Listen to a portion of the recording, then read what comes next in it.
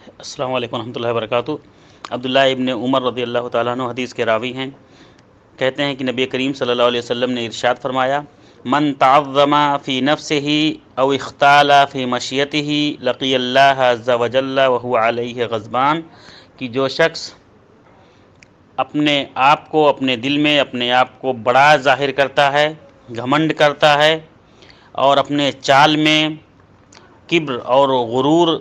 سے چلتا ہے، جب چلتا ہے تو گھمنڈ ٹپکتا ہے اس کے چال سے، اللہ رب العالمین سے وہ ملے گا وہو علیہ غضبان، اس حال میں کہ اللہ رب العالمین اس پر غضبناک ہوں گا، اللہ رب العالمین ان سے